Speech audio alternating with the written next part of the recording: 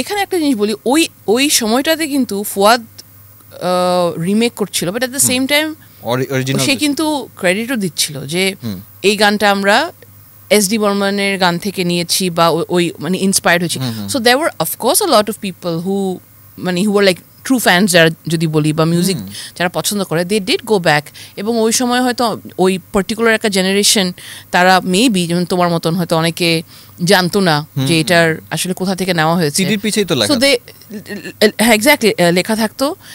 আর আরেকটা বলবো যে ফুয়াদের সাথে যারা ওই সময়টাই কিন্তু এরকম ছিল যে পুরান গানগুলো আবার আসছিল, যেরকম হাবিব ভাই ওই সময় অনেকগুলো ফোক গান নিয়ে আসছে, নতুন করে প্রেজেন্ট করলো। বাংলা ব্যান্ড ওই যে বুনু ভাই, আনুশি আপু, ওরা ও গানগুলো নিয়ে আসলো। Right exactly. তো তখন কিন্তু ওই এরাটাই এরকম ছিল, তখন লাইক আমরা রিডিসকভার করতেছি আমাদের বাংলাদেশের বা বাংলা কালচারের যেই গানগুলো আগে ছিল এগুলো নতুন করে আবার আসছে।